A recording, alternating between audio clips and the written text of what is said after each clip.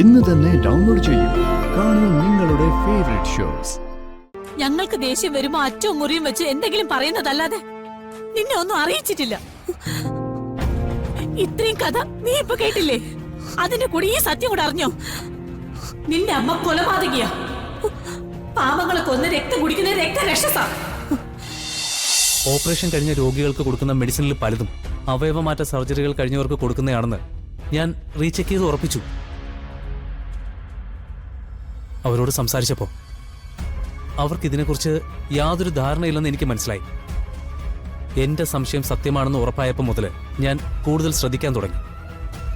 അപ്പോഴാണ് എനിക്കൊരു കാര്യം മനസ്സിലായത്. ആരുമില്ലാത്ത രോഗികളുടെയും വിഷക്കാരുടെയും മറ്റും അവയവങ്ങൾ എടുത്തതിന് ശേഷം അവരെ കൊന്നുകളയുകയാണെന്ന്. ഇതിന് പിന്നിൽ വലിയൊരു മാഫിയ തന്നെ ഉണ്ടെന്ന് തോന്നുന്നു. എനിക്ക് ഹോസ്പിറ്റലിലെ കാര്യങ്ങൾ മാത്രമേ ഇപ്പോൾ അറിയൂ. ഇത് വെച്ചൊരു അന്വേഷണം നടത്തിയ ചിലപ്പോ ചേച്ചിക്ക് കൂടുതൽ ഡീറ്റെയിൽസ് കിട്ടിയേക്കും. ഇത് നമ്മൾ കരുതുന്നതിലും വലിയ കേസാ. സൂക്ഷിച്ച് കൈകാര്യം ചെയ്തില്ലെങ്കിൽ നമ്മളാരും ജീവനോടെ ഉണ്ടാവില്ല. ഗിരിജയ്ക്ക് ഇതേക്കുറിച്ച് എന്തെങ്കിലും അറിയോ? ഇല്ല. ഗിരിജയോട് മരുന്നുകൾ മറച്ചു വിൽക്കുന്നതിന്റെ ചില ഇല്ലീഗൽ ഇടപാടുകളുടെയും പ്രശ്നമാണെന്നാ പറഞ്ഞത്. അത് മാറ്റി പറയണ്ട. ഇക്കാര്യം നമ്മൾ മാത്രം അറിഞ്ഞാ മതി. അജയ് ഹോസ്പിറ്റലിൽ പഴയതുപോലെ തന്നെ ഒന്നും അറിയാത്ത പോലെ തുടരണം. കിട്ടാവുന്ന എല്ലാ തെളിവുകളും ശേഖരിക്കണം. ശരി ചേച്ചി. എന്ത് കാര്യം പുതുതായി അറിഞ്ഞാലും അത് അപ്പൊ തന്നെ എന്നോട് പറയണം.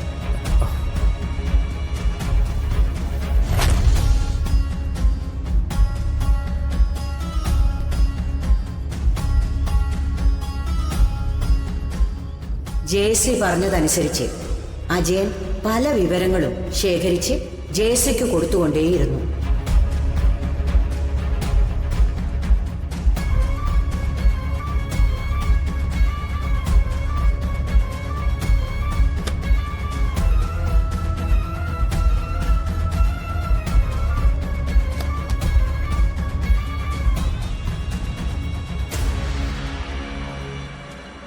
അവരുടെ സംസാരവും അടുപ്പവും ഗിരിജയ്ക്ക് സംശയം തോന്നിത്തുടങ്ങി.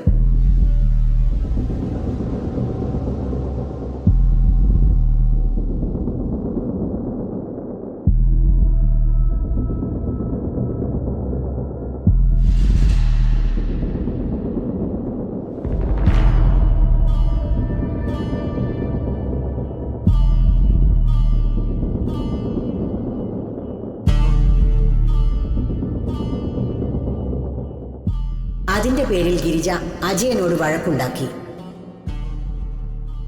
ഞാൻ ചോദിച്ചാൽ എന്താ മറുപടി പറയാത്തത്? ഇതിന് മാത്രം എന്ത് രഹസ്യം നിങ്ങൾക്ക് രണ്ടുപേർക്ക് സംസാരിക്കാനുള്ളത്? നിനക്കെന്താ സംശയരോഗമാണോ? കൊള്ളാലോ. ഞാൻ പറഞ്ഞിട്ടല്ലേ ആശുപത്രിയിലെ പ്രശ്നം ചേച്ചിയോട് നിങ്ങൾ പറഞ്ഞത്? അത് ചേച്ചി ഏറ്റെടുത്തെങ്കിൽ അതോട് തീർന്നില്ലേ എല്ലാം? പിന്നെ എന്നും ഈ രാവും പകലും ഇല്ലാതെ നിങ്ങൾക്ക് രണ്ടുപേർക്ക് സംസാരിക്കാൻ എന്താ ഉള്ളത്? വേറെ ആരുടെയെങ്കിലും തലവെട്ടം കണ്ട അപ്പൊ നിങ്ങൾ വിഷയം മാറ്റും. ഇതൊന്നും അത്ര ശരിയല്ല ചേട്ടാ. ഇത് ചോദിച്ചാ എനിക്ക് സംശയരോഗം അല്ലേ? ഗിരിജയുടെ വഴക്കൊന്നും അജയൻ കാര്യാക്കിയില്ല. കിട്ടാവുന്ന വിവരങ്ങളെല്ലാം അജയൻ ശേഖരിച്ചു.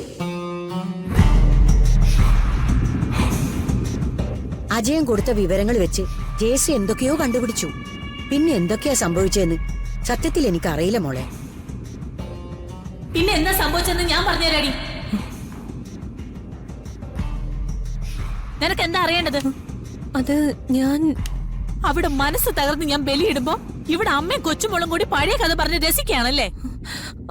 എന്നാ നീ കേട്ടോ, തെളിവുകളെല്ലാം കൈ കിട്ടിയ നിന്റെ അമ്മ ക്രിമിനലുകളുടെ കയ്യിൽ നിന്ന് കൈക്കൂലി വാങ്ങി എന്റെ അജയേട്ടനെ വെടിവെച്ച് കൊന്നു. എന്താ അല്ലാന്ന് പറയാൻ ഇവിടെ നിൽക്കുന്ന ആർക്കെങ്കിലും പറ്റോ? ഈ കുടുംബത്തോട് ഇത്രയും ദ്രോഹം ചെയ്തിട്ടും ആ സ്ത്രീയുടെ മകളായ നിന്നെ ഞങ്ങൾ തന്നെ വളർത്തി ഇത്രയും വലുതാക്കി. എന്നിട്ടൊന്ന് വഴക്ക് പറഞ്ഞ അതിന്റെ കുറ്റം മുഴുവൻ കേൾക്കണം. അമ്മേ, ഇങ്ങനെ അലറിയ അമ്മയ്ക്ക് തന്നെ വയ്യാണ്ടാവും. മാറി നിക്കടി. എന്റെ അജേട്ടനെ കൊന്നതും പോരാതെ എല്ലാ കുറ്റവും ഏതൊരു പാപത്തിന്റെ മേൽ കെട്ടിവെച്ച് ലോക്കപ്പിലിട്ടിടിച്ച് വേറൊരുത്തനെ കൊന്നു. ഇതിന്റെ എല്ലാം പ്രാക്കും പാപവും തലയിൽ കയറി പ്രാന്ത് പിടിച്ച നിന്റെ തള്ള ചത്തത്. അവള് പിന്നെ അമ്മയുടെ മഹത്വം പറഞ്ഞ് നടക്കാം. ഇതൊന്നും നിന്നെ അറിയിക്കാതെയാ നിന്റെ അച്ഛനും മുത്തശ്ശി ഇത്രയും നാളെ കൊണ്ടു നടന്നത്. ഞങ്ങൾക്ക് ദേഷ്യം വരുമ്പോ അറ്റവും മുറിയും വെച്ച് എന്തെങ്കിലും പറയുന്നതല്ലാതെ നിന്നെ ഒന്നും അറിയിച്ചിട്ടില്ല. ഇത്രയും കഥ നീ ഇപ്പൊ കേട്ടില്ലേ? അതിന്റെ കൂടെ ഈ സത്യം കൂടെ അറിഞ്ഞോ? നിന്റെ അമ്മ കൊലപാതകിയാ. പാവങ്ങളെ കൊന്ന് രക്തം കുടിക്കുന്ന രക്തരക്ഷസാ. എന്റെ അജയേട്ടനെ കൊന്ന അവളോടോ അവളുടെ മകളായ നിന്നോടോ ഈ ജന്മം ഞാൻ ക്ഷമിക്കില്ല. എന്റെ നെറ്റിയിലെ സിന്ദൂരം മാച്ച് എന്റെ മകൾക്ക് അച്ഛനില്ലാതാക്കിയ നീയൊക്കെ അനുഭവിക്കും. നോക്കിക്കോ. അയ്യോ. അമ്മേ മതിയായല്ലോ എല്ലാവർക്കും. കഥ കേൾക്കാൻ നടക്കുന്നു. തിരിച്ചേ കരയല്ലേ, വാ എണീക്ക്.